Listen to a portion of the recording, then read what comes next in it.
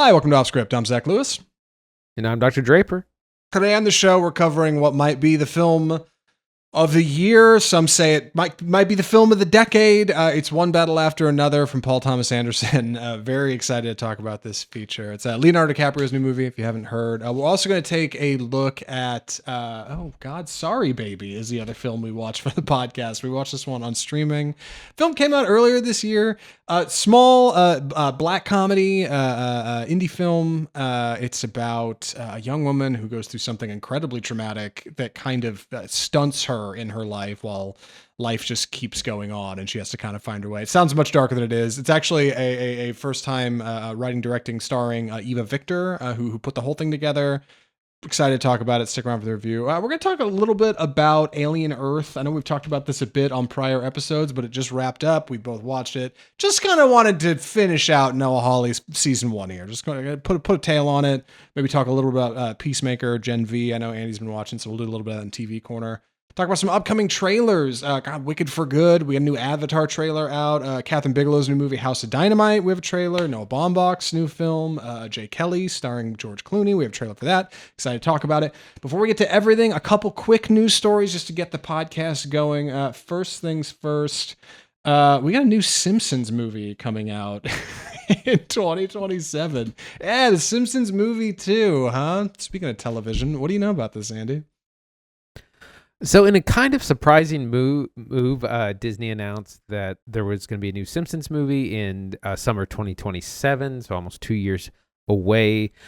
This is a big surprise because there hasn't been a Simpsons movie in like 15 years, and the first one was a big hit. It made $430 million in 2007 or so. But they didn't try to break it into a franchise. They didn't make any more. So it seems a little bit random. And I don't know how well The Simpsons is still kind of relevant culturally. Obviously, it's been going for 37 seasons. But I don't know if who's the audience for this. I went and saw that original, but I'm not really interested in another one. I think the most interesting part of this story is that The Simpsons movie is taking the place of what was a Marvel film. We don't know which one. But that's the slate that they're taking. So I'm more curious about what got kicked down the line. Sneaky move from Disney Marvel. Anybody out there in listener land know how many seasons of The Simpsons have been on? I'll tell you. This Sunday, they premiered their 37th season of the show. 37 seasons of The Simpsons. I'm going to be honest, it's showing its age, not just culturally, but in its cast. God, I just saw a video earlier today about Marge Simpson's voice actress. It's all the same cast, mostly, I should say. A couple characters have been shuffled around, namely Apu, right? There was some drama regarding him a few years back, but for the most part, still Dan Castellaneta doing Homer, and God, I can't even remember the name of the woman who plays Marge. But the point is that they're starting to slip, man. Bart does not sound like Bart anymore. Nancy Cartwright plays Bart. Julie Kavner plays Marge. Everybody's starting to sound older, and it feels like the Simpsons writing room maybe he's not been able to hang as much in recent years, right? I think a lot of Simpsons fans that I know of at least think that the show's twilight years are kind of behind it. Do you think there's any chance that this is maybe a starting to wrap it up? The second movie is kind of testing the waters to kind of end the show? Because they can't keep going, right? I think its cultural moment has kind of passed. Yeah, unfortunately, The Simpsons has been through so many eras. It started in the era of broadcast television onto streaming and has survived that and is now owned by Disney ABC. But there's just so many other places to watch TV. I mean, internet, YouTube, TikTok, that sort of thing. But you also have more edgy stuff like South Park or things like that. So The Simpsons is just, it hasn't been culturally relevant for a long time. I think I don't see people post here's some funny stuff from the latest episode. It just doesn't seem to be that relevant. It would be interesting if this was kind of we're actually shutting down the show and this is going to be kind of how we ended, or the bow tie or something like that. So who knows? Yeah, maybe that would have more appeal. As far as we know, this is just kind of a continuation of what they're doing, and what they're doing just hasn't been very, I don't know, just hadn't done the sauce. It reminds me of the last few seasons of Sunny, Always Sunny in Philadelphia. Their most recent season of Sunny, really good, actually. Some of their best work they've done in years. But for the past few years, it's been lacking, and fans know it. And it's kind of just this understanding, like, well, show's getting older. Simpsons in 37th season. You know what I mean? Like, and by 2027, we're going to be even further down that line. Like, I don't know. Look, I love Simpsons. There's a hot streak between seasons like 4 and 12 where that show was incredible, but it's fine. We're not a Simpsons show. We're a movie show. But keep an eye out. We'll talk more about the movie as it comes up. Definitely cover the trailer when that inevitably comes down the line. I'll talk about James Mangold real minute. Yeah, James Mangold for a minute. James Mangold, right? The guy who directed Ford v Ferrari and the Bike Riders. Logan. Logan. Yeah, God, Logan. He is signing an exclusive deal to be with Paramount. Right, Paramount Skydance, they just had this big merger. It looks like they're locking down talent, and James Mangold is one of these, just like Universal is locking up directors. Warner Brothers has some exciting deals going with a lot of their people. Paramount wants James Mangold in the tent, especially for his next high-profile feature. It's going to be starring a very young movie star, big up-and-comer. What do you know about this, Andy? Well, one of the things that studios have been doing in the last few years is trying to kind of nab directors. Christopher Nolan famously went from Warner Brothers over to Universal after he wasn't real happy with them doing simultaneous releases on streaming in theaters during the pandemic. We know that Universal has also scooped up other directors, and so it's just kind of something that Hollywood's trying to get on. They're trying to identify big bankable talent and say, come with us. We'll give you the budget. We'll give you final cut and last say, and just please earn us $1 billion. And so James Mangold is starting to get in on that deal as well. Yeah. It's a little weird. He'd been talking about doing some other projects at other places. Namely, he was talking about doing a Star Wars movie for Disney called Dawn of the Jedi.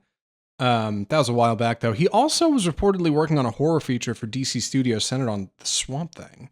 Right, James Mangold's Swamp Thing we talked about a little bit, and I guess that's probably not happening, at least not with James Mangold in tow. It seems like he's going to be locked up with Paramount here for a minute. No specifics on money, no specific on number of features, but one thing's for sure, James Mangold's going to be at Paramount for a while. And if you want to watch James Mangold's next few features, you're going to be doing it on Paramount Plus or Skydance Plus, whatever it's called. Also, quick correction. I said he directed Bike Riders. He didn't. Jeff Nichols directed the Bike Riders. James Mangold directed A Complete Unknown, which we covered on this show, right? The Bob Dylan biopic. So if you want to see that and what we said about it, hit the YouTube channel. I don't know, scroll back a minute. You'll find it. It's not too far. I promise. We covered it not that long ago. Fine watch. But that's James Mangold. One more story from the box office this week.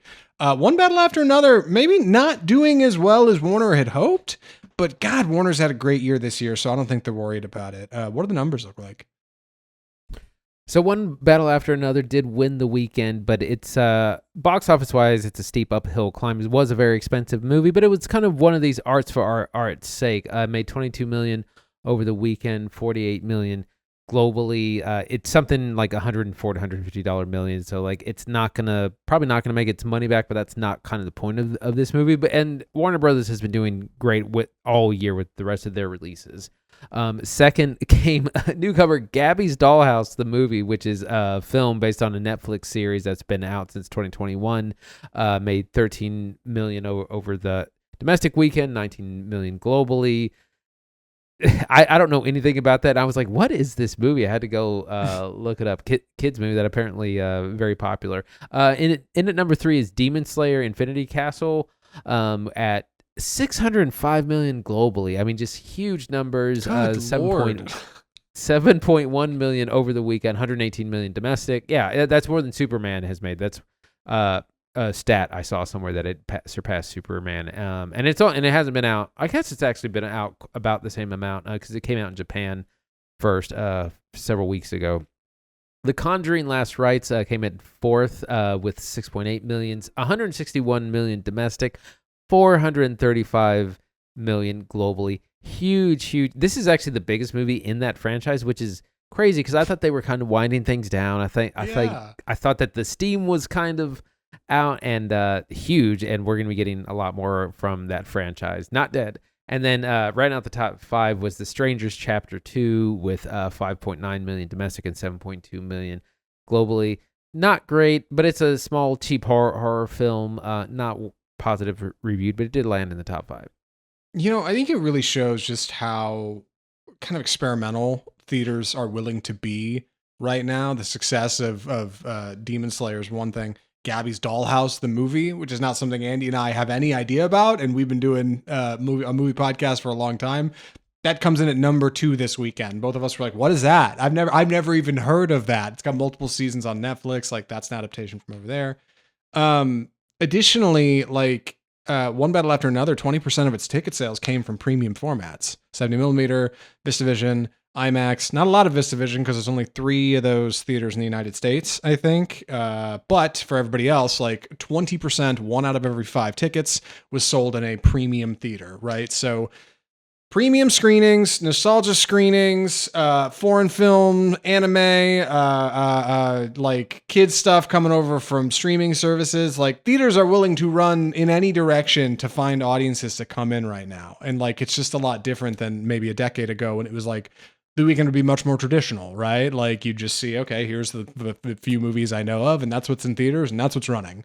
Not so. Like, we're in a different place at the movies, and I think it's cool to see, how culture has proliferated throughout the theater, if that makes sense.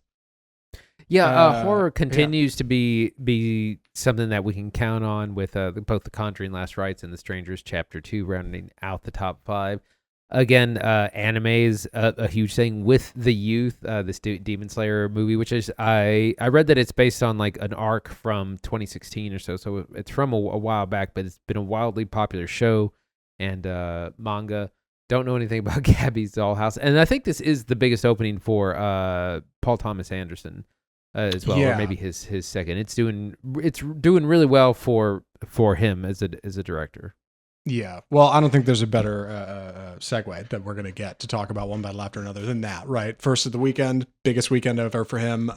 Let's talk about One Battle After Another. I'm going to be taking the summary for it, so please excuse me, odd delivery. No spoilers here, by the way. We're not a spoiler cast, so we're not going to spoil anything for you. You can listen to this and know that you're going to be fine going in. We're not ruining anything. Let's get into it. The movie is One Battle After Another.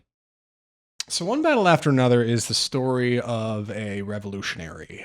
Bob is his name. A man who is kind of a stoner and kind of hiding out from the law and the world around him following some events that happened at the beginning of the film. Bob has a relationship with Perfidia, this wonderful firecracker, lightning bolt of a woman who is kind of leading the charge with the French 75, their revolutionary group who are attacking ICE encampments and banks and courthouses, right? All in the name of global change, right? That we are going to embrace acts of violence upon, institutions, not people per se, and, go in and steal money and make a name for ourselves and make noise and say that things got to change. Well, the military is aware of this, led by Colonel Stephen J. Lockjaw, played by Sean Penn.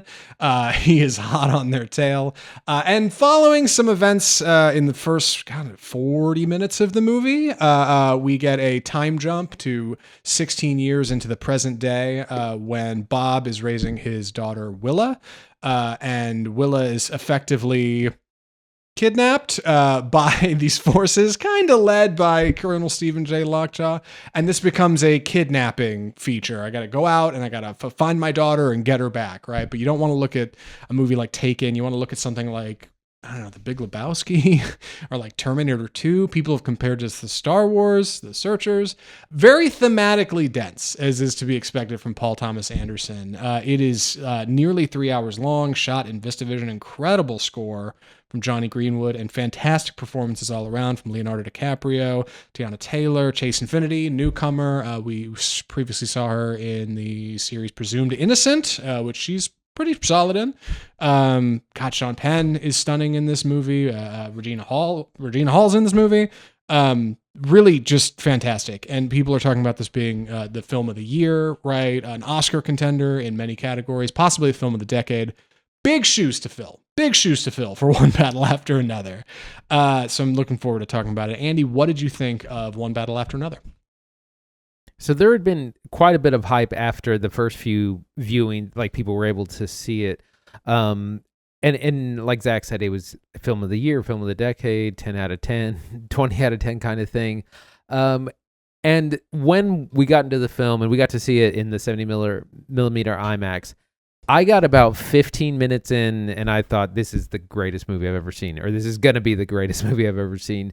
And not to overhype it, but it reminded me of like, if you've ever gone to a movie that turns out to be a classic, like what was it like in 1990 or 1989 when people went and saw things like Goodfellas or Titanic? More recently, I think something like Parasite is something that was like a big cultural phenomenon and a movie that was kind of took everyone by storm. This is that movie for the 2020s, and it's just incredible on so many levels. The score, the story, thematically, it's very strong, and it's somewhat of a simple story. It's about a group of revolutionaries 15, 20 years after they were really that, and they're kind of what happens when the past catches up to you, and how revolutions are handed off from generation to generation, but how they change. And I mean, it's thematically so rich. The pace is incredible because this is 2 hours, 40 minutes, and it just goes. It's like Mad Max Fury Road. It just has its foot on the gas the entire time. Like, it never feels slow. I mean, there's just so much in here, and it might actually be living up to the hype that everyone has said that it is. Yeah, it might be. It is transportive in nature. Like you just forget about your problems outside of the theater 20 minutes into it, right? It's so kinetic and its action is constant. It just keeps moving. We just keep barreling forward. There's a great line early in the movie when they're just about to set off like one of their first big kind of not heists per se, but displays of freeing a bunch of people when DiCaprio says like, from here on out, it's one battle after another. And it's just like constant. It just keeps coming at you. It's very different from Paul Thomas Anderson's work. This is his 10th feature film. Most of his stuff is very heady. It's very people talking in rooms. It's very chill and quiet. He's not often getting real high energy and real kinetic like this. I know there was some stuff like that in Boogie Nights.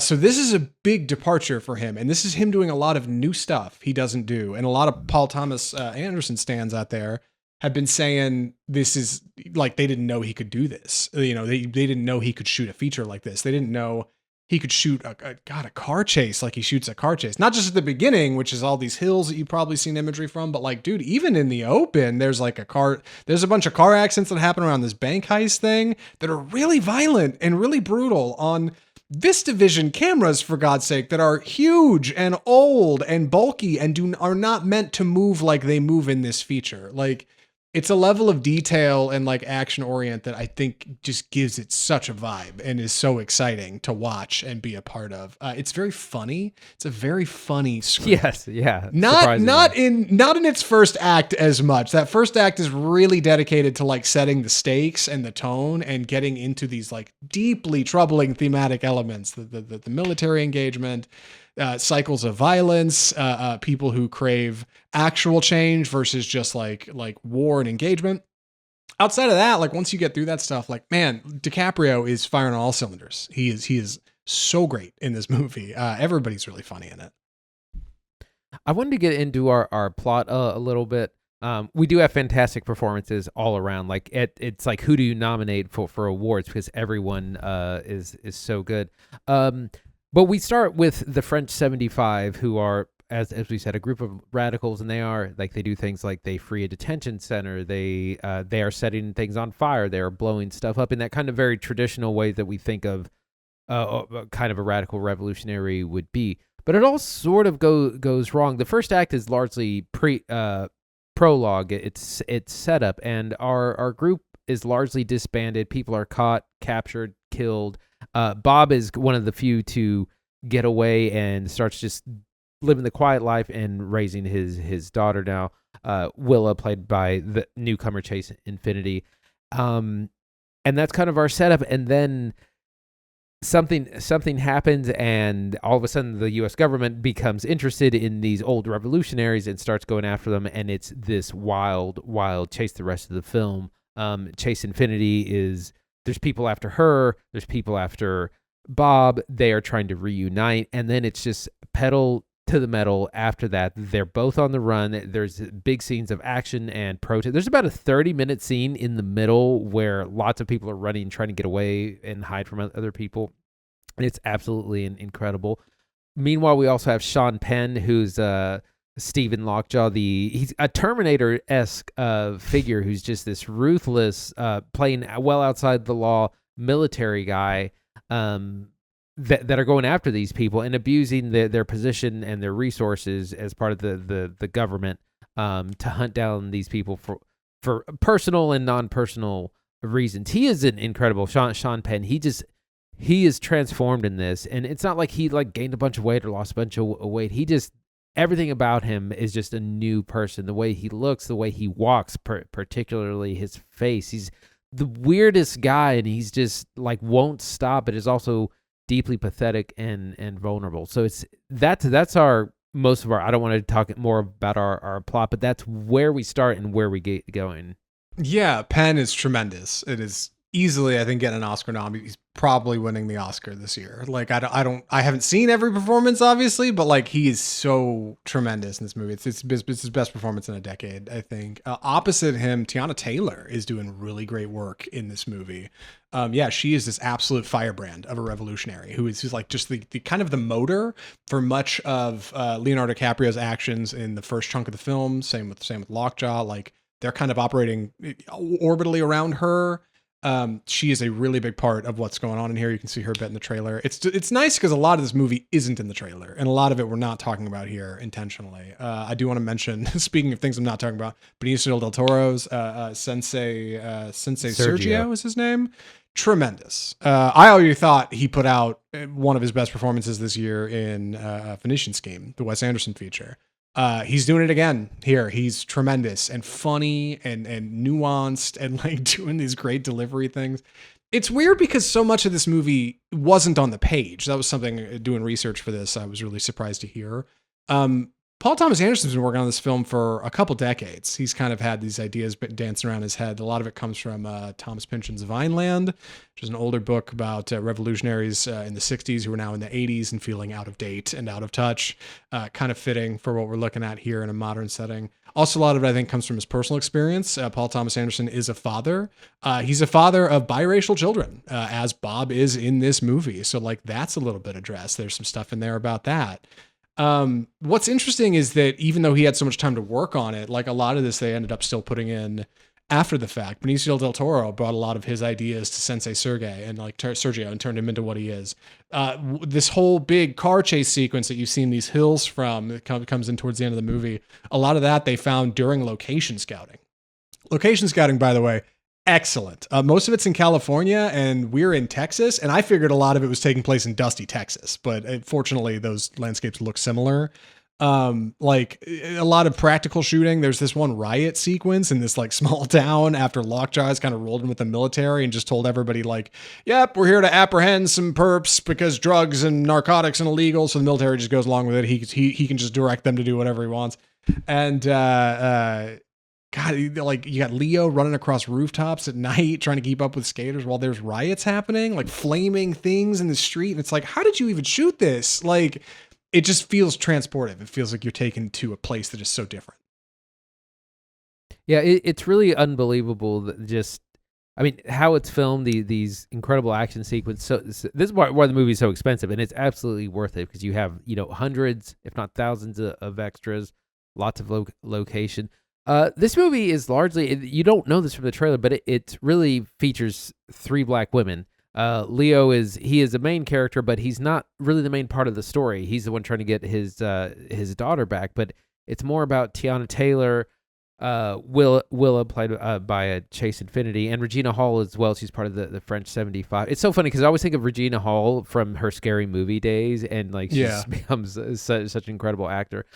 Chase Infiniti is also a gem, a newcomer. This is her first major. I think this is her first film at all.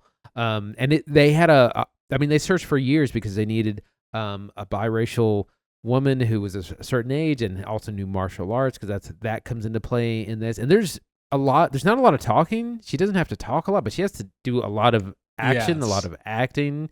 There's a lot of rough and tumble stuff. She's handcuffed through a lot of it. She's going to be an absolute star, but like the cast is really incredible. That's one of the best things. And everyone has great lines. Everyone's been quoting this film. It just came out over the weekend. Like, I can just go on and on. It's hard to, but you don't want to. I don't want to spoil anything. I know. I know. We got to start to curb it too. We don't keep these reviews that long. But no, I want to talk about quickly the duality of the two forces, right? We have our revolutionaries who are kind of embraced by or presented by through like Bob, right? Our kind of like old burnout revolutionary who's kind of out of the game, but still obviously like needs to rely on the resources available to him. And then we've got Colonel Stephen Lockjaw, who kind of represents the military and the might of the government, right? Like whether that be right or wrong, he is to say he's the one who tells people where to go and they just do it, no questions asked, right?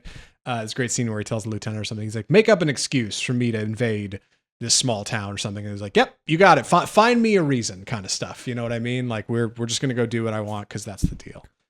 He's awful and terrible, but both of these like men are trying to get to this one person, Willa. It's this kind of triangle movie where they're like trying to use the resources available to get there. And it's all about just, I don't know, having to deal with one thing after another and how these generational problems, you know, may not be trapped within each generation. That maybe the next one will grow and be better and be smarter, right? Like we don't always have to keep doing these cycles of peoplehood.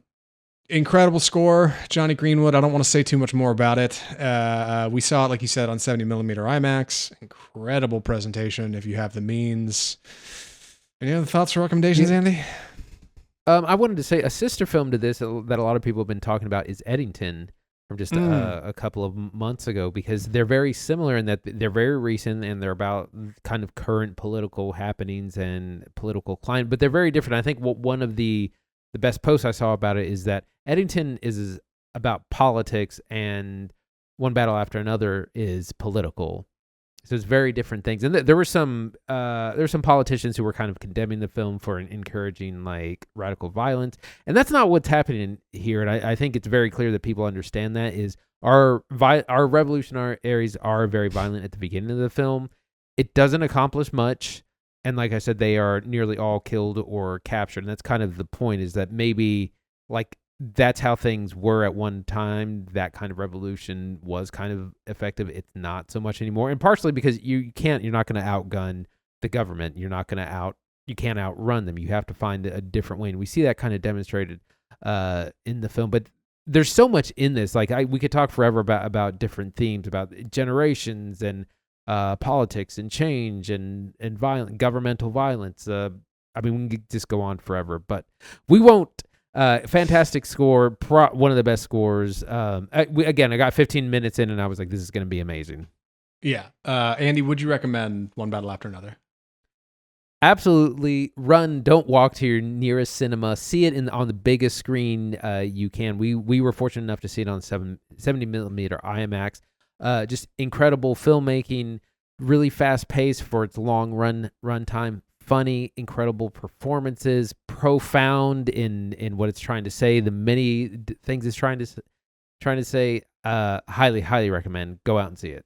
Yeah, same. One Battle After Another rocks. Big radical ideas in here. It'll scare the straights. You'll love it. Go see it on a big screen as soon as possible. It will not play the same at home. That being said, I cannot wait to get the 4K of this thing. Awesome. Very dusty movie. Very dusty Paul Thomas Anderson. That's the other thing. It's like Eddington, right? It's all desert and southern. Anyway, we got to move on. We got other stuff to talk about on this episode. Besides what's probably the best movie of the year. We got to talk about some upcoming trailers. What do we call this segment, Andy? It's time for the trailer park. So we got the full trailer of Wicked Part 2, better known as Wicked for Good, which comes out around Thanksgiving. It was obviously Wicked the first was very huge success last year. We get to see more of Glinda and Elphaba. They're kind of in their positions. This is different from the novel, which I've read most of. I haven't quite finished it. So there's lots of changes, but we see our characters maturing in their respective positions. There's a lot going on in this, and it's a 3-minute trailer, so I'm not going to try and describe it too much. We also see tie-ins from The Wizard of Oz, which I hear has been altered somewhat from the musical, because the book and stuff takes place in Oz, but not necessarily involving The Wizard of Oz, which they're tying in more. This looks really good. Wicked fans are going to be eating good come November. I'm gonna see it. This turned me into a Wicked fan after I had not been for 20 odd years. So I'm excited for this. It's gonna make a ton of money. I'm definitely excited for it. Yeah, John M. Cho shot this right alongside the first one. So as far as production goes, like these things are hand in hand. They did not wait 2 years or anything. Like, and it's funny because I had not seen the musical, and I'm familiar with like the original film, but I'm not a big Oz stan or anything. I don't know a lot about him. Like I said, haven't seen the musical, but after that first movie ended, I remember thinking I would stick around and watch another hour of this. Like much like the intermission in the play, like after you hit the end of part one, you're like, I can't wait to see part two. So after a year, I think that buzz is still good for sure. What's been surprising to me is kind of low key like spoilers on the internet. I don't know if you've seen this, Andy, but like I have not seen the musical. I've not read the book. A lot of people on Twitter were saying, we're like, well, the musical's been out for 22 years. So if you didn't know, yeah, okay, dog. Like you still don't got to tell me exactly what happens at the end of the second movie. You know what I mean? I wouldn't mind being a little surprised, but their social media team has been very sharing a lot about characters and here's this character in this costume that they're going to be in. Yeah. And you're like, oh God, like I didn't know that was the way it was going. So like, as far as the film side goes, little surprised, but still looking forward to it. It's probably going to be a banger. Very emotional. Can't wait to watch Ariana Grande cry again on screen. She's going to be fantastic. Yeah, it's going to be a good time. We got to talk about the second trailer for Avatar: Fire and Ash. This dropped not too long ago. We got a teaser that we had covered on the show, which looked pretty exciting. This is kind of a more expanded version of that, as second trailers often are. A little bit more plot. Essentially, what we have is following the events of the Sully family, right? Our Avatar friends, our Na'vi friends. That's what I'm looking for. The Sully family is doing fine after the events of Avatar 2. The Way of Water. They're still hanging out with their water tribe, but now they got to go find more people, right? More Na'vi to rally against the human folk. Unfortunately, the human folk managed to get to the fire tribe first, it seems, and convince them that, hey, you got to help us fight those water Na'vi. They're no good. So it's a bit of a civil war between Na'vi going on, fueled by, God, I cannot remember the name of the bad guy in this. It's not Lockjaw, but it's a very similar character to Sean Penn. Yeah, Quaritch, right. Yeah, very similar to Sean Penn's Lockjaw. Maybe not quite as funny from one battle after another. Yeah, that's what we got. We got parents stressing. We see big whales coming out of water, right? There's Sigourney Weaver's teenager character. Oh, and that Spider, right? The male, one human guy who wants Jack to be Champion. Na'vi.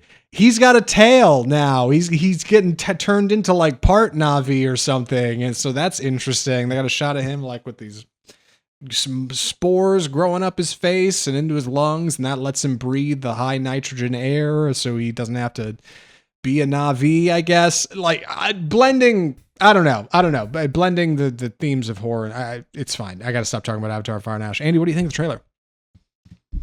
If One Battle After Another is the movie of the year, Avatar: Fire and Ash is like the visual spectacle of the year. This looks amazing, and I have famously not been a big Avatar fan for the last two films, but I am excited about this. It looks great. I'm excited about these fire Na'vi they are not about Iowa and nature and all this, and they feel betrayed by all that. They were like, where was Iowa when our village burned and the volcano erupted?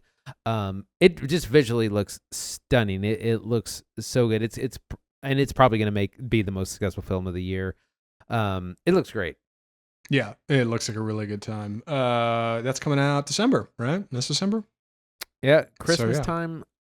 Next, we have a House of Dynamite, which we got the full trailer for. This is the new entry from Catherine Bigelow. It's a military thriller starring Rebecca Ferguson, Greta Lee, the great Willa Fitzgerald from Strange Darling, and more. And this deals with they're all military people, and a nuclear weapon is fired at the United States, and no one knows where it's from. It's not attributed to any country, and it's the real deal.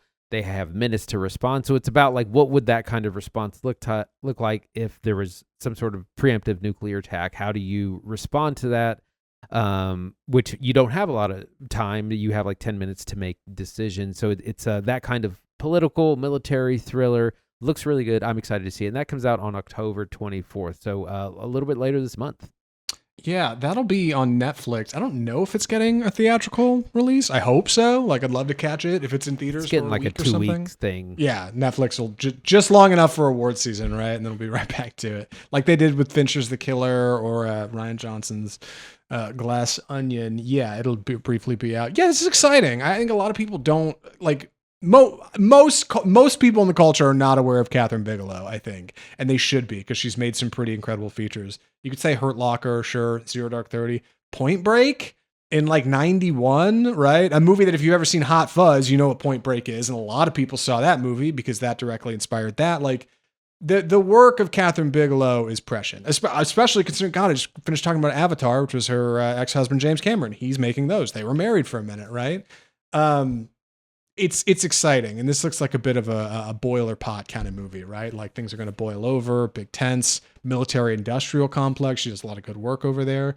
I saw an early review that was cynical on it, and that bums me out. And I hope that was just some junk or maybe not even real because this looks exciting. And like, I go for stuff like this. A lot of people talking in rooms. Tracy Letts is in this movie. So yeah, House of Dynamite. Keep it here on Off Script. We'll talk about a little bit more when it comes out. One more to talk about. In December 5th, we're getting Jay Kelly, which is the new Noah Baumbach feature, right? Yeah, Noah Baumbach, that guy that helped write Barbie and then made that movie White Noise for Netflix starring Adam Driver that nobody saw. Yeah, well, he's got a new movie coming out called Jay Kelly, starring George Clooney as our lead, Jay Kelly. Adam Sandler is what appears to be his agent. Jay is a very successful Hollywood star. You want to think like a Clark Gable, Gene Kelly, Jay Kelly, kind of character, right? An older star in modern day who's looking back on his career and his life and is like, maybe I don't quite have it all. I'm not emotionally fulfilled for some reason. So he leaves his daughter at home, takes his agent Adam Sandler. They go to Italy for some sort of trip where they're going to meet a lot of people who obviously recognize Jay Kelly, a household name. Everyone knows who worldwide star Jay Kelly is, and maybe discover something a little bit about themselves. Perhaps Jay will see inward and discover something new about how movies are moments in time and memories to him, but stories to others. It's a Hollywood writing about itself kind of movie, and how appropriate for Baumbach, who's been in this industry his whole life. What do you know about Jay Kelly? This looks kind of fine. I can't quite place the tone. I was like, this is either going to be a masterpiece or it's going to be a big miss. Like, I can't really. It seems to be a little bit of a dramedy. Jay Kelly is kind of. It seems like he's missed out on his family. He's missed out on his daughter grow up. He's kind of estranged from them, but he's got all this love from all these adoring fans. Laura Dern is also in this. It looks fine. This is a straight to Netflix thing out on December 5th. I just have a kind of a hard time getting a feel for it. Adam Sandler is also in it as well, so it's going to have some laughs as well. Yeah, Jay Kelly looks all right. Like I said, I'm a little lukewarm on Noah Baumbach. I really like Marriage Story when we covered that on the show. That movie rocks. But yeah, like I know White Noise didn't do all that good. I don't know. We'll see. It seems like a good Hollywood pat itself in the back kind of movie. You know what I mean? And like a movie about movie makers. And like for us film heads out there, it's probably a great time. For everybody else, I don't know. Speaking of film, we got to stop talking about movies. We got to start talking about television. Quick TV corner look. I know we don't have any formal bumper for this or anything, but Andy, we just finished watching Alien Earth. For folks out there who maybe missed our last couple episodes talking about it, quick run up on the season. Let people know, good or bad. What do you think? I think the season's been real up and down. The season finale was last week. There were some. It was mixed. There were some high highs. Some people were disappointed. Some people loved it. I was a little disappointed with it just because I wanted things that were teased along the season to kind of wrap up a little bit more. And the finale very much did mostly just tease the next season. It was doing a lot of setup for the second, and it felt like it was missing an episode. Like in Game of Thrones season 1 is a good example where episode 9, like the second to last episode, is actually the climax of the season. It's when Honorable Ned gets his head cut off. Spoilers. And then you get one more episode, which is tying up some loose ends. It's epilogue and it's set up for the next season. So we kind of didn't get a big climax. We did get some payoffs, but there's a lot of things that were like, oh, this thing that we were setting up stick around and you might see more in season 2. So that was a little disappointing. I think overall the season has been it's been up and down. Episode 5, the Maginot episode where we find out the one that's an alien movie essentially is really good. The show I think starts really well. A little weak in episodes 3 and 4 and 6 and 7. 8 is mixed depending on who you ask. I'll definitely watch more, but I was hoping to get a little bit more of a conclusion. Season 2 has not been renewed also. I think Alien has such a funny relation, or Alien Earth, I should say, it's such a funny relationship with suspense. That's, I think, part of the problem. Like, because Alien as an idea, as a concept, essentially, like, suspense is one of the many languages in which these stories are told, right? Like, there's a creature on board and we don't know where it is. We don't know how dangerous it is. We don't know how it works. We have to figure it out. Oh my God, there it is. It looks like a thing and it's not. Oh my, it could be anywhere. You know, like a lot of that is what's so frightening about Alien, right? And as the series has grown and changed, that element of like suspenseful storytelling has been moved around a bit, right? Ridley Scott definitely played with it a lot in Prometheus and Alien Covenant. Like those movies pull back and are a little bit more like scientific and lofty and aspirational in these the theories of like God and man, right? And Alien Earth has a lot to work on in that way because we all know what an alien looks like. So before the show ever started, I remember talking about it on this show and talking about how are you going to do it? You can't hide the alien for 8 episodes and then be like, alien at the end. We all know what an alien is. And Alien Earth is smart about this because in its very first episode, within minutes, you get a full-on look at a xenomorph. They got one like in full lighting in a hallway. You can see it. It's very much like an acknowledgement between creators and audience that you guys know what an alien looks like and we know what an alien looks like. And we're all on that page. And by establishing that link and giving us really familiar elements in the first few episodes, Alien Earth sets such a great base to tell a story, such a great foundation with these. The Lost Boys, the Peter Pan stuff is clever. Like that stuff all works really good. Reminds me of like Star Wars Force Awakens, right? Lots of questions, lots of room to roam. But much like that, much like Force Awakens, like it has to get somewhere by the end. And that sense of suspense that you create through additional monsters and other creatures like this eyeball thing that's in there and exciting characters like Boy Cavalier and Kirsch, played by Timothy Olyphant, who's great. I think it has trouble bringing us up with that and keeping us in suspense all the way through. Episode 5 is a great standout, right? It's like a flashback episode. That one all works good. But the thing I think the cardinal sin it commits for me, the thing that I don't like about it is cliffhangers. Like it'll end an episode on something that seems like it's going to be so big and so revelatory, or there'll be a scene with one of these synthetic characters who's like starting to lose their mind and it seems like it's going to be the biggest deal ever. And then just kind of isn't. You get to next week and it's like, oh yeah, that wasn't really that big of a deal. We kind of overhyped it. And this sense of like overhyping events that aren't actually coming through alongside like trying to create new suspense in areas where you don't have it previously. Like I think it leads to a season starting really strong and starting to feel like it fizzles out towards the end. Like we're running out of road, you know? So cutting it at 8 is smart. And I've talked too much about this. What do you think, Andy? I think there's too much going on in the show in general. There's too many characters, frankly, because you have all the hybrids, which are like 6 people. You have Prodigy, Team Prodigy, which is like Boy Cavalier, his sidekick, Curse, Timothy Olyphant's character. You have the Weyland-Yutani representation by a young Miss Yutani. Also, the new Babu Sise as Morrow, which is he's a cyborg character working for Yutani, trying to get these alien and other creatures back. He's probably the best character on the show. So we have some good characters, but there's just almost too many of them.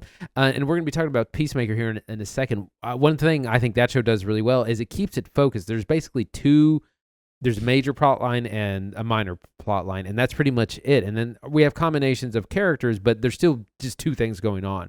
There's like 8 things going on in Alien Earth, and it's really too much, and I think it just needs to be more focused for season 2.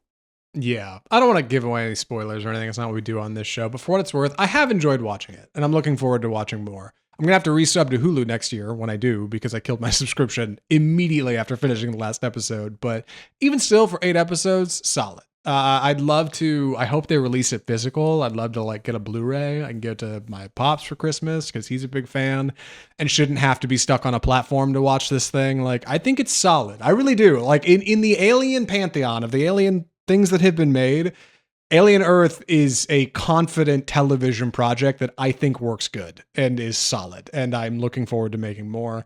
But yeah, feedback on season 1, just like 2 or 3 too many plot lines. Tighten it up. Also, give me more Kirsch, more Timothy Oliphant, please. He was not in the show enough. He's so great. Also, Morrow, dude, that guy should get an Emmy. He probably won't because the Emmys are going to be stacked, but he's so good in this show. Like, multiple Emmy awards should be considered for Alien Earth. It's really great. We should talk about Peacemaker. Sorry, go ahead. Yeah, closing thoughts on Alien Earth. I don't want to cut you off. Other than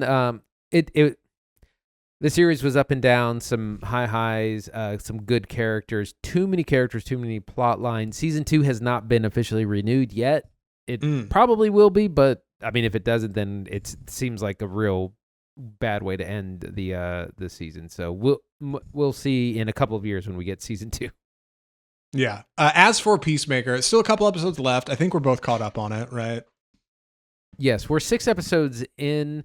I don't want to talk too much about plot other than we have this dimensional portal where Christopher Smith, Peacemaker, has found a parallel universe where things are great and totally different, and he wants to be there, and he basically decides, I'm going to live in New Earth because Old Earth sucks, and I don't want to be there. And meanwhile, we have General Rick Flag, which we saw in the Superman movie, who is after him, and he's like, he killed my son.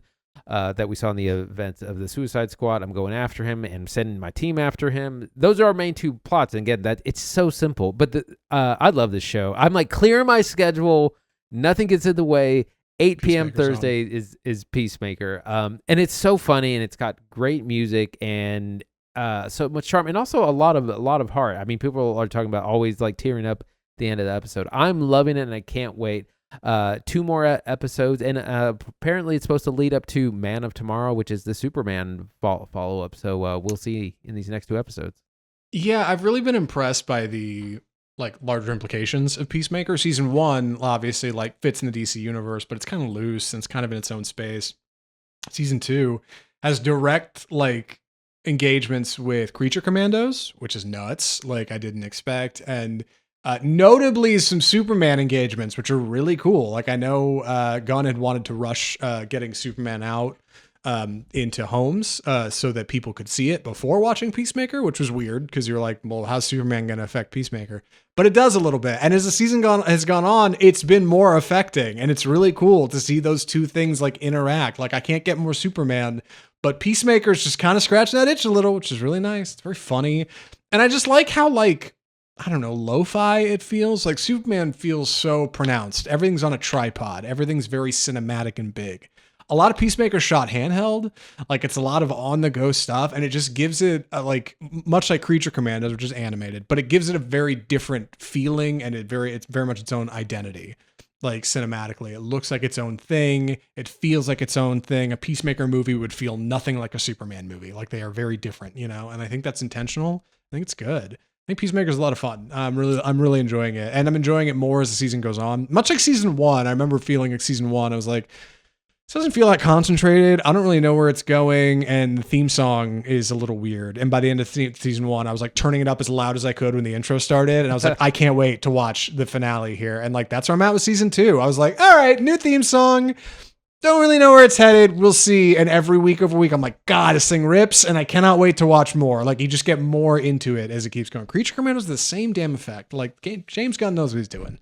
Confidence in James Gunn, I think. And Peacemaker is a big start of that. Yeah, I'm really loving it, really enjoying the show. What you said about it being lo-fi, I was thinking about that. There's a big fight scene in this most recent episode that's really brutal, and I was thinking how much more interesting that is than like, you know, world-destroying sky beams and, you know, whole buildings falling over and like that kind of destruction we were getting a lot of in the MCU. It does feel so different for things to be a little bit more grounded and for people to still be superhuman and have superhuman abilities, but you can do that without it being like, well, I can punch through a planet, that sort of thing. Yeah, there's that great line Mike from Red Letter Media on YouTube says about big CGI fights. I think about the older I get, where he's like, I've seen so many movies now that whenever we get to the third act of a movie and all the CGI comes out and it's just a big CGI fight, like my eyes just kind of glaze over and I'm kind of just waiting for it to end. Obviously, I'm interested in what's happening on screen, but like, we're not kids. We know what we're seeing is kind of a fictional cinematic thing. But yeah, when you just get two guys doing just a fist fight in a room, somehow it feels more grounded. Like it feels more impactful. Also, God, I totally forgot. One battle after another. Hardly any CGI in that movie. Mostly just straight up in camera. It's really cool. Peacemaker, very similar. Like not a lot of CGI. It's pretty basic. Like they keep it pretty tight and it manages to be really funny. Yeah, I'm loving it. Looking forward to these next two episodes. What you wanted to finish out the segment with Gen V, which I've been watching. I don't think Zach has been. I've watched the first 3 episodes. I'm behind by 1. I'm going to catch up tonight. The series is good. I just feel a little bit overwhelmed with TV between Alien Earth, Peacemaker, and now Gen V. And Gen V dropped 3 episodes and on their series premieres. It was just a lot to catch up with. The series, of course, is related to, it's an offshoot of The Boys. These two shows are actually starting to become more intertwined, where we've seen people, Starlight, The Deep, some others show up from the main Boys series have shown up in this. We have a great cast of characters. I think it's a really fun group with Jazz Sinclair, who plays the main character, Marie Moreau, along with Lizzie Broadway, and others that are just a whole lot of fun. Just really great group. I'm going to keep watching it. It does kind of just seem we're a little bit oversaturated with good TV, and also we might be a little superhero saturated too, because The Boys was supposed to be a very kind of subversive counter culture superhero or irreverent superhero series, and now it's kind of become what it was a character of. And we still have one more season of the Boys, which I think comes out next summer. So it's a lot, and then they're doing a prequel. But I'm enjoying the series. Yeah, it's tough to keep up with for me because it's just an offshoot of a series that already I'm not watching actively. Like I don't even think I caught the last season of The Boys, and I shoulda. Like it's a great time, but yeah, this is a secondary show off that show. So I don't know how their numbers are doing, but I keep seeing memes about it. Like people seem to enjoy it. It's funny. The Boys kind of embraces this idea of like what if superheroes were real and how that wouldn't actually be the good thing that everybody likes to imagine it would be. I've been rereading Watchmen, right? The old comic, or reading for the first time, actually. I tried to read it when I was younger and didn't really get it. And I've really been enjoying reading it. It's a really great read, way better than I thought it would be.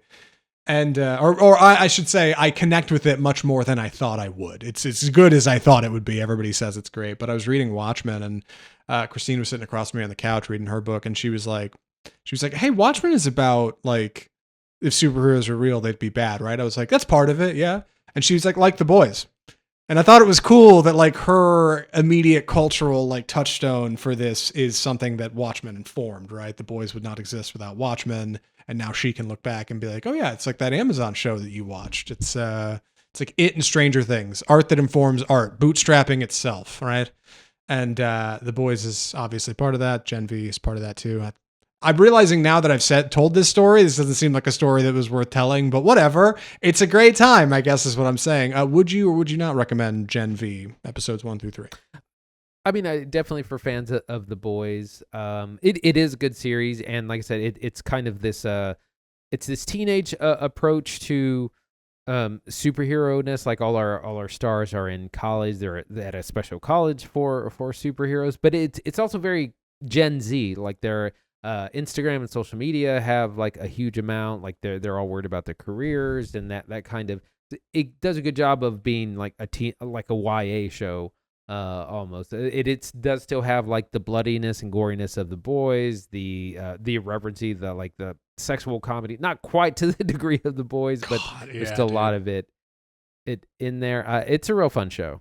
Yeah, gotta forgot how sexual The Boys is in a negative way, like not in a positive way. Anyway, we got one more movie to talk about. This one's tough. This is a tough one to talk about. So I'm glad you let me take the Somewhere in One battle because this one's a challenge for sure. I'll get out of your way though. Please, take it away. This is sorry, baby. This is the directorial debut of writer, director, actor Eva Victor, who's done some TV. She was on the show Billions, I believe. And this is her debut. And this debuted at Sundance back in January.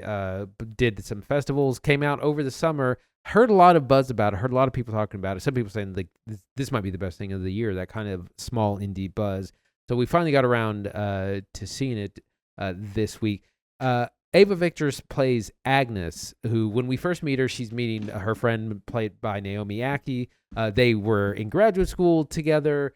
This is some years after that. They're meeting for, she's visiting for the first time in a long time. They're catching up on life, and Naomie Akkie's character is having a baby, and Eva Victor, Agnes, is teaching at the college they both went to.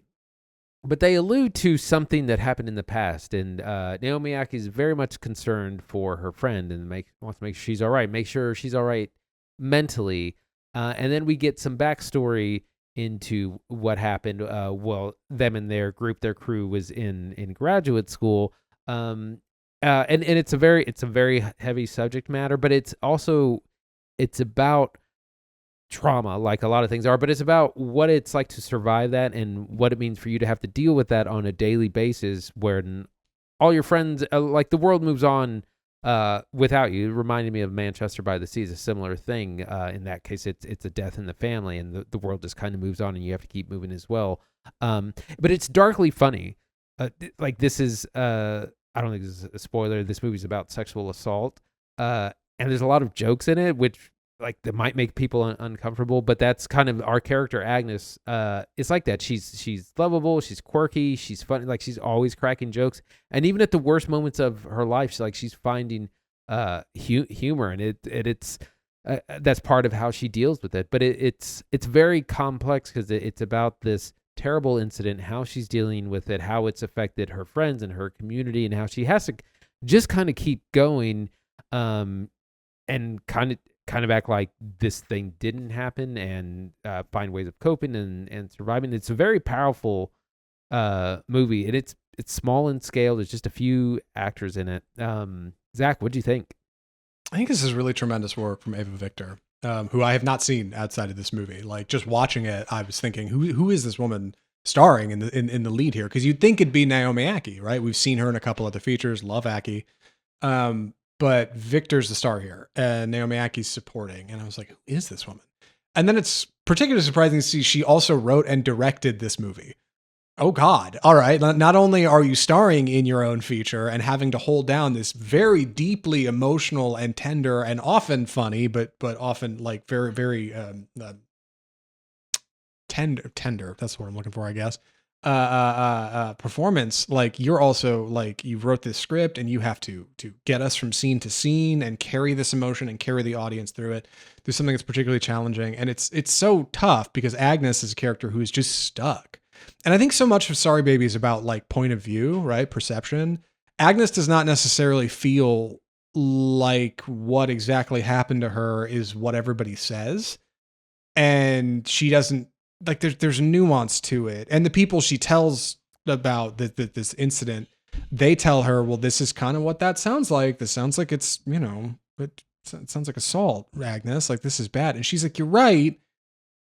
But like I kind of don't feel that all the time. And as she kind of grows with it and learns more, like, her life just slows down, and the volume comes down for what's going on. She's a grad student, right? Like, things are exciting. She's a future ahead of her. And everything gets turned down from this thing. And she ends up just kind of trapped and stuck and stunted. And you get this wonderful foil of Akkie's character, who's her friend, who is continuing to grow, right? She finds a partner and they get together, and then they find a sperm donor, and they're going to have a baby. And like, her life is continuing to roll down the hill, and Agnes is just kind of trapped in this horrible place. And like, that creates a lot of space for humor. It's surprisingly in ways that's really funny, very funny movie. But damn, it's a tough watch sometimes. Like, it hurts, man. Like, I feel so much for Eva Victor in this role, like in this story.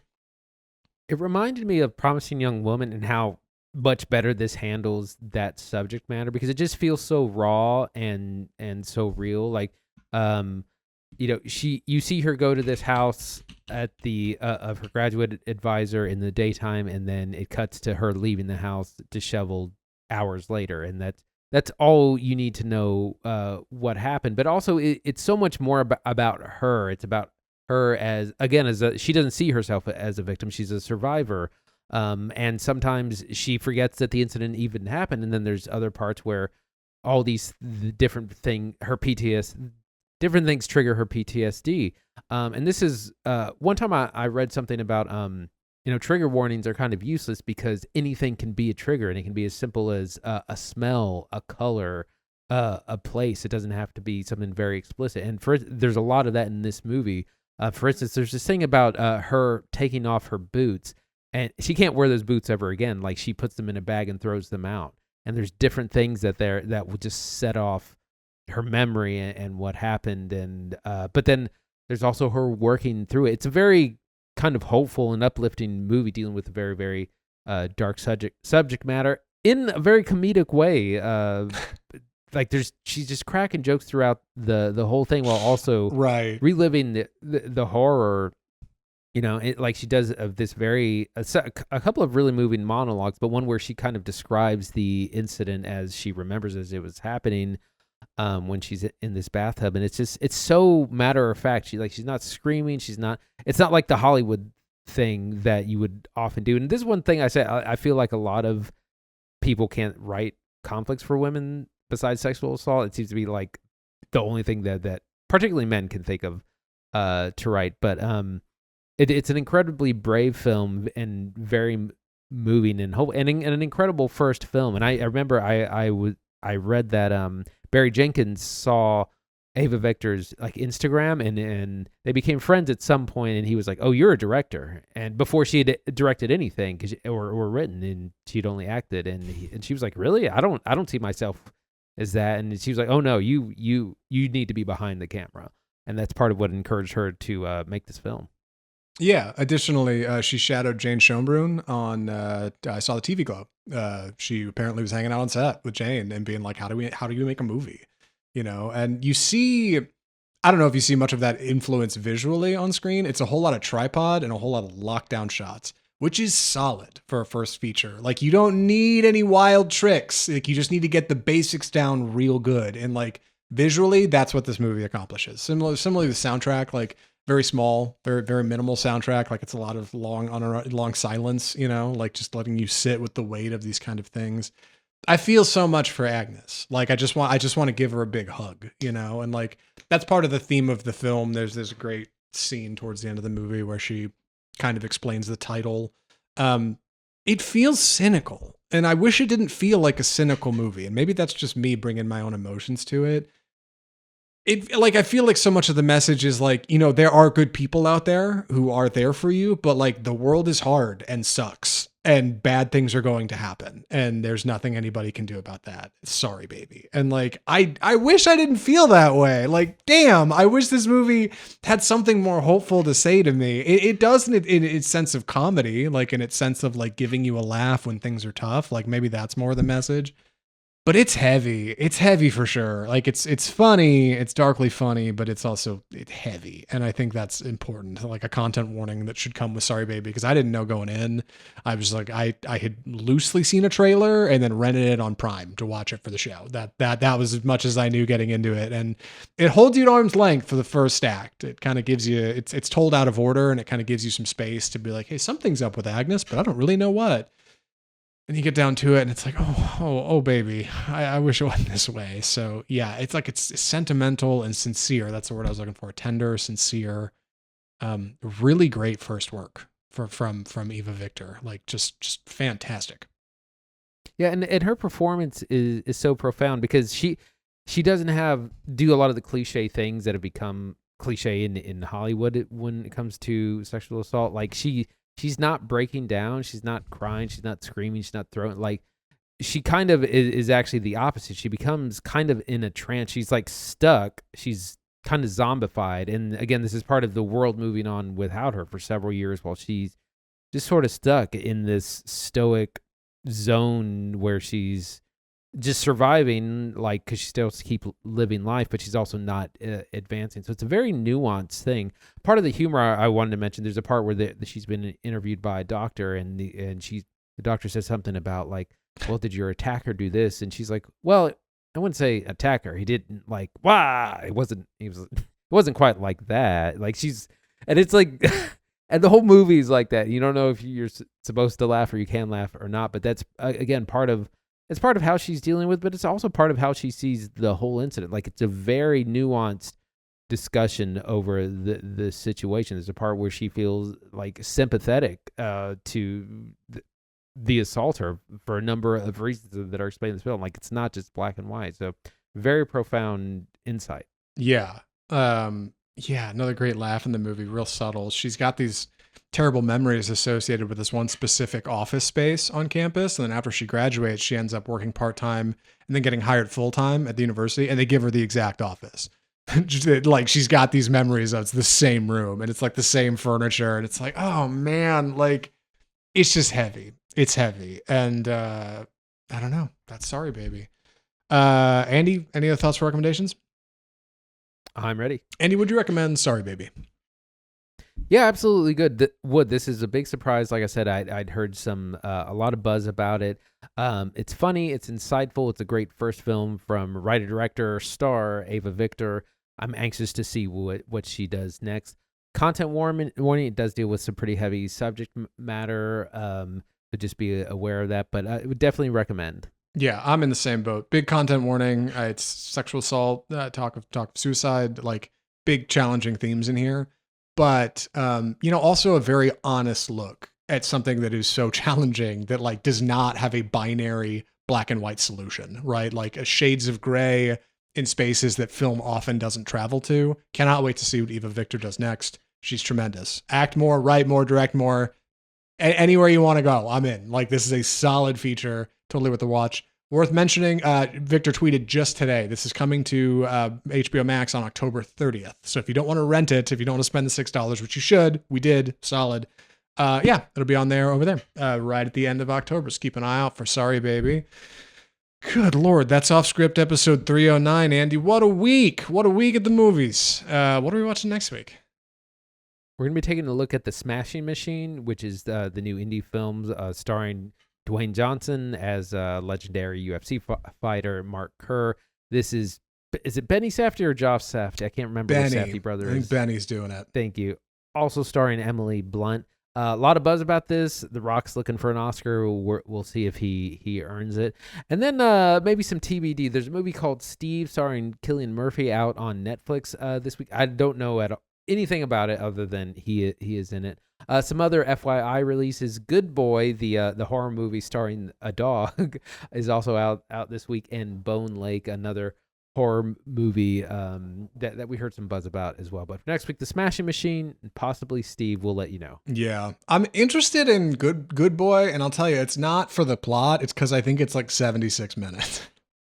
And I'm like, ooh, less than feature length. That's technically a short film, right? I don't know if we'll end up watching that for the show. Yeah, we're definitely gonna check out Smashing Machine. I think we're probably gonna go watch One Battle again. If you have the means, I know we mentioned it in the review, but if you have an IMAX near you or 70 millimeter, or God willing, you've got one of these 3 VistaVision screens. I think LA, New York, and like Massachusetts are the only 3 places that have one. Please go see it over there. It is the best way to see that movie. The bigger format, the better. XD or Dolby, if you got that, that's fine, but like totally worth checking out. If you enjoyed the show today, Off Script episode 309, or any of our previous episodes, best way to support us is just subscribe to the show on your favorite platform. Big things going on YouTube. You can come check us out over there. Throw a like on a rating and review if you can, or check out some of our older reviews. We got them clipped out. Spotify, iTunes, iHeart, Google Play for our audio listeners. Come check us out over there as well. Facebook, Twitter, TikTok, Instagram, the usual social media places you can find us. Like, rate, review, and comment, of course. Our website is offscriptfilmreview.com. We're posting new stuff all the time. And you can email us correspondence directly, 1-to-1 at mail@offscriptfilmreview.com. Right into the mailbag. Tell us what you're watching, what you're thinking about. I don't know. Let us know what you thought of One Battle After Another. And until next time, gosh, I think that's all of it. This is Off Script episode 309, the home of Bold Cinema. I'm Zach Lewis. And I'm Dr. Draper. Thanks for watching.